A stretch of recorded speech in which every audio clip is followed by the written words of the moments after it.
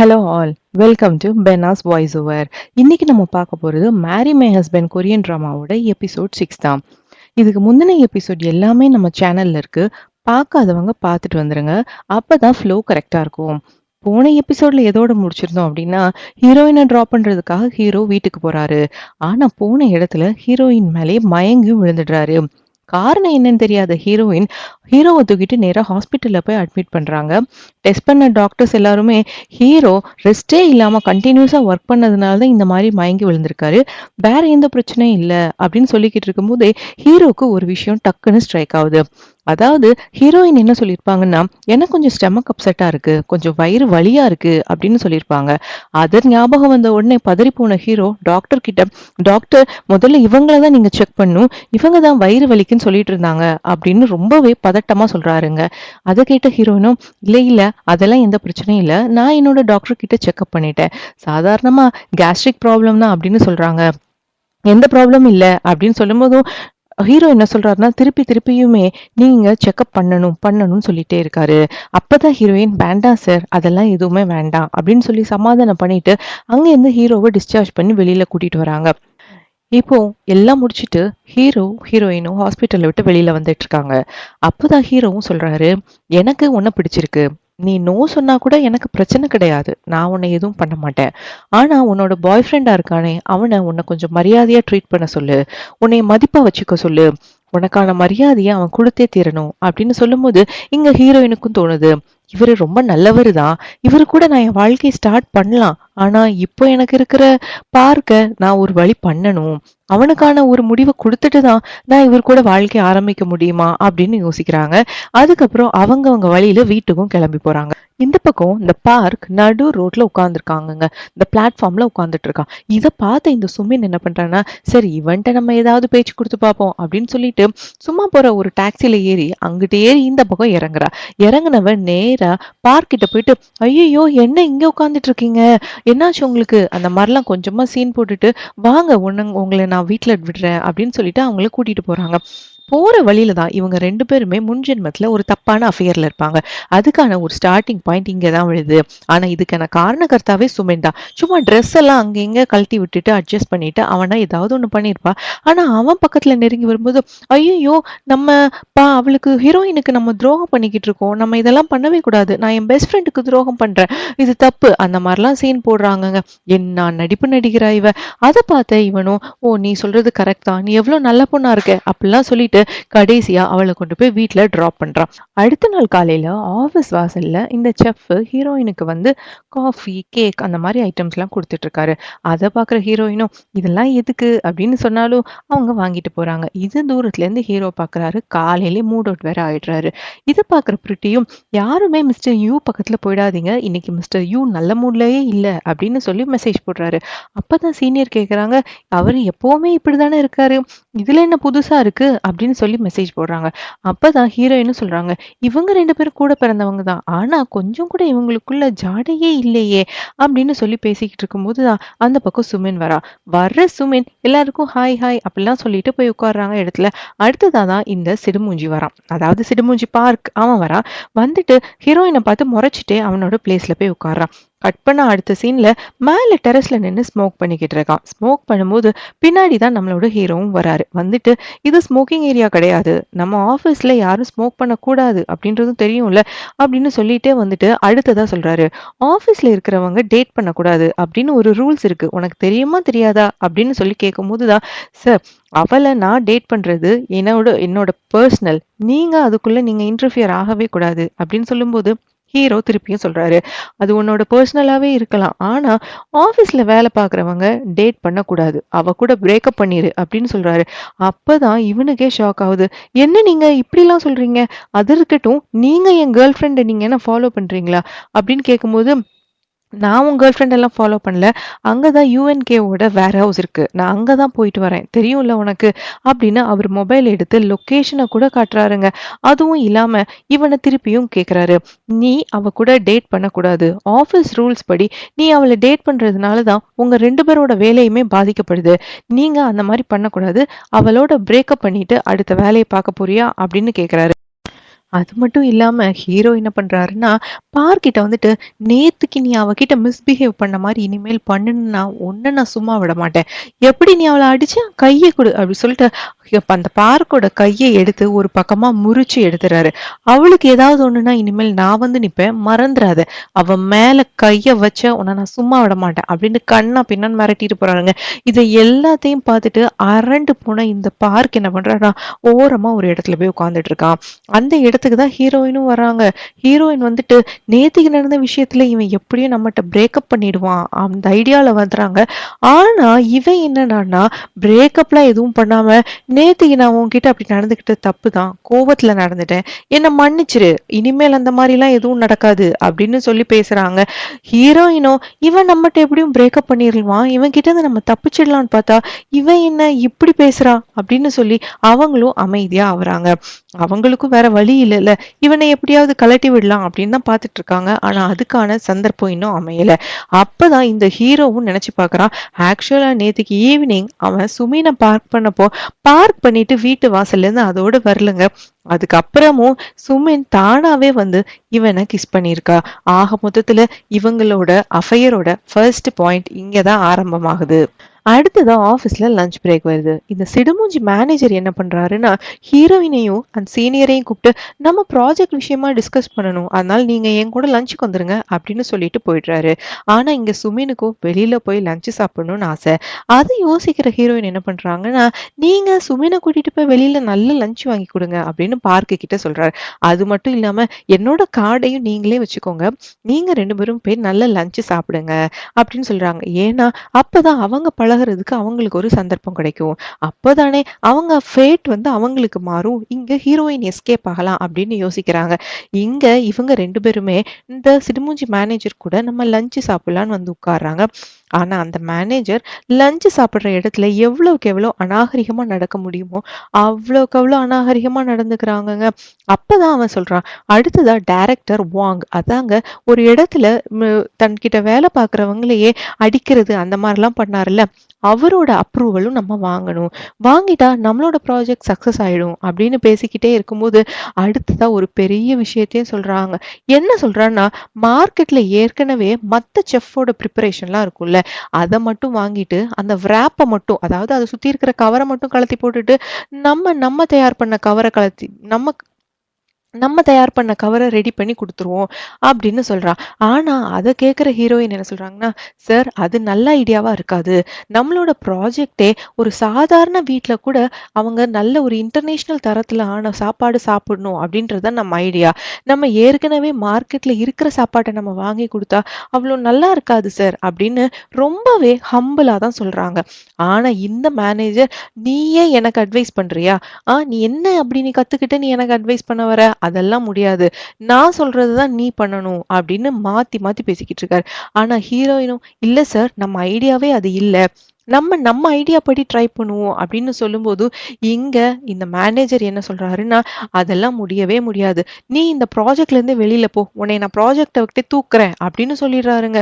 ஹீரோயினும் ரொம்ப ஷாக் ஆகி, சார் அது என்னோட ஐடியா அப்படின்னு சொல்றாங்க. உன்னோட ஐடியாவா, அது இப்போ கம்பெனியோட ஐடியா, உன்னோட பேரையே தூக்கியாச்சு, இனிமேல் இந்த ப்ராஜெக்ட் என்னோட ப்ராஜெக்ட், அதை அசிஸ்ட் பண்ண போறது இந்த சீனியரும் சுமினும் தான், நாங்க பாத்துக்கிறோம், நீ கிளம்பு அப்படின்னு ரொம்ப அசால்ட்டா தூக்கி போட்டுடுறாரு. நம்ம ஹீரோயினும் ரொம்பவே ஷாக்கா தான் அந்த இடத்துல இருந்து கிளம்பியும் போறாங்க.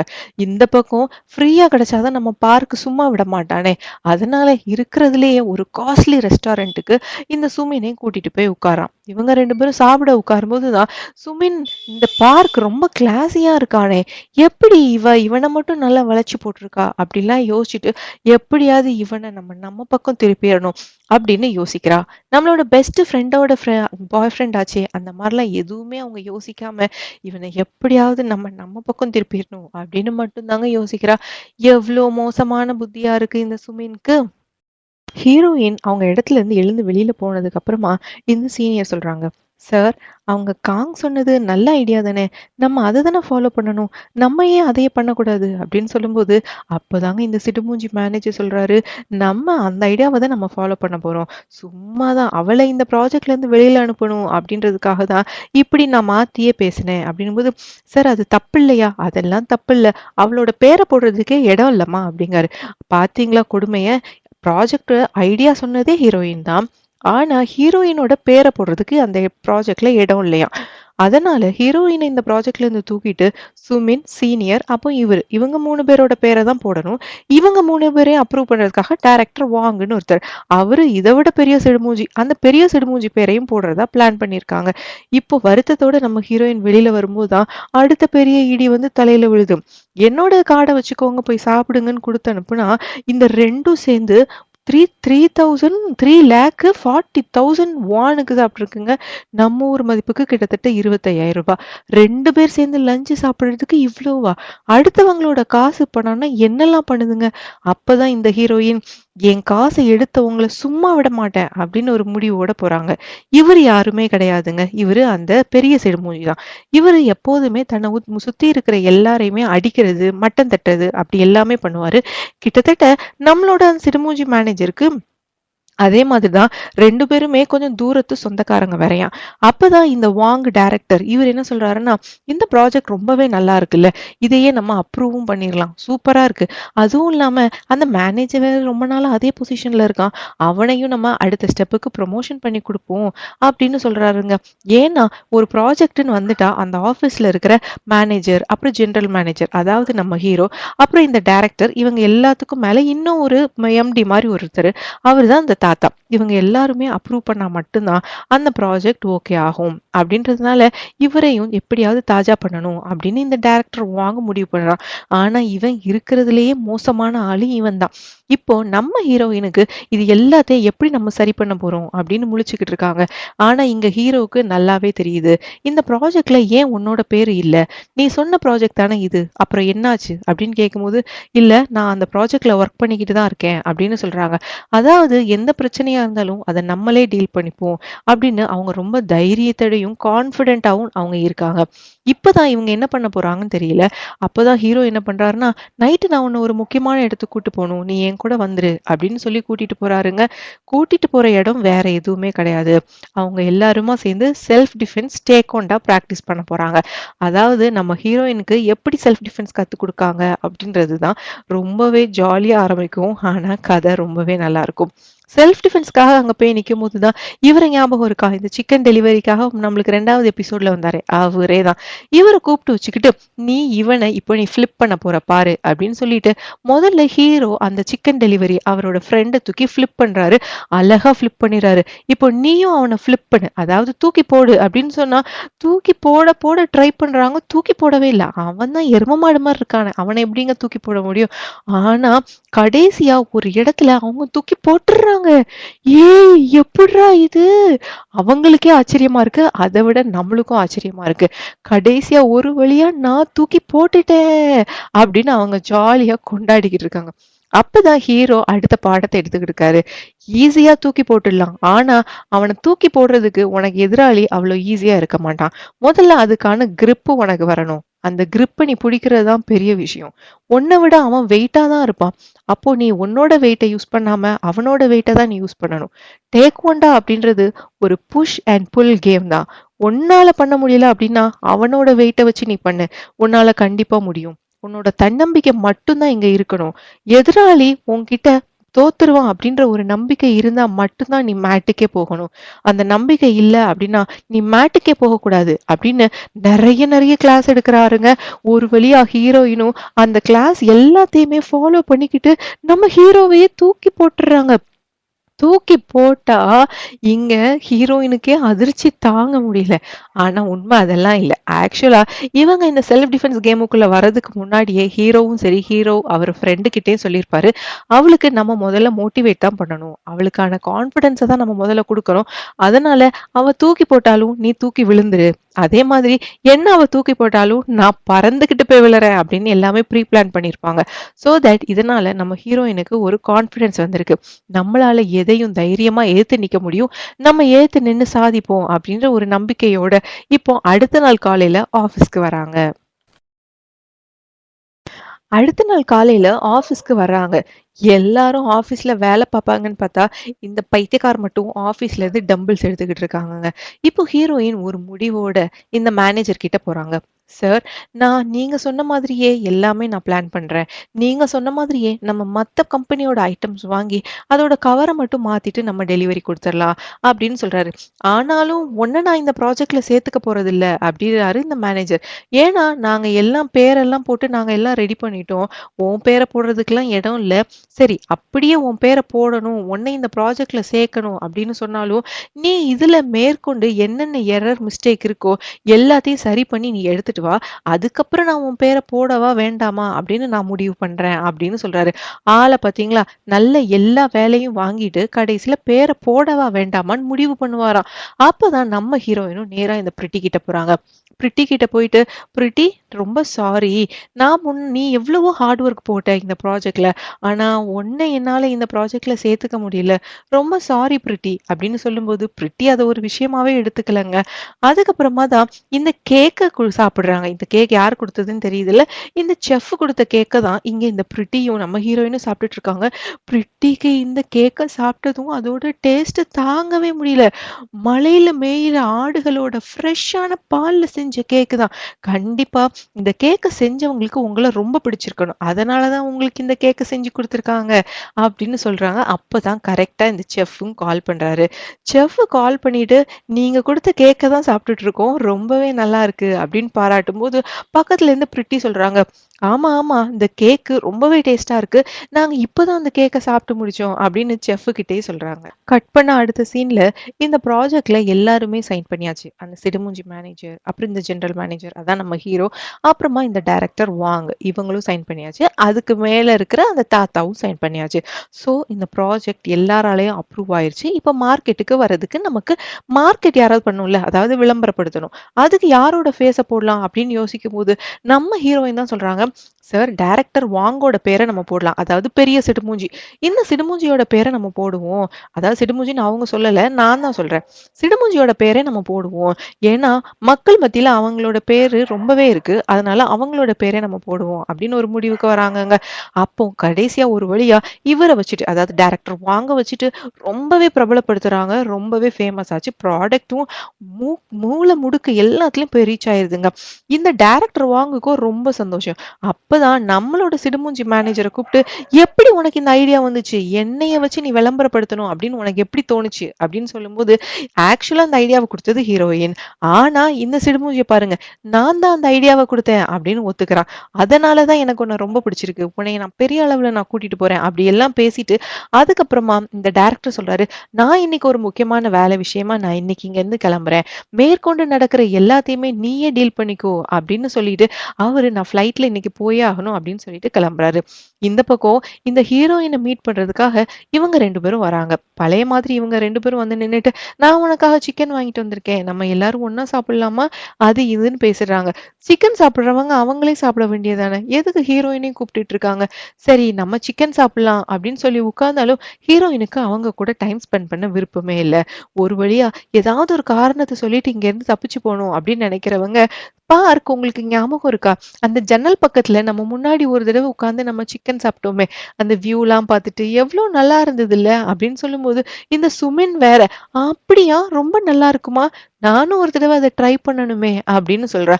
அப்பதான் நம்ம ஹீரோயின் என்ன பண்றாங்க, ஓ, இது நல்ல ஐடியாவா இருக்கே, அப்ப நீங்க 2 பேரும் உட்கார்ந்து அங்க சிக்கன் சாப்பிடுங்க, நான் கிளம்புறேன் அப்படின்னு சொல்லிட்டு அந்த இடத்துல இருந்து கிளம்பியே போயிடுறாங்கங்க.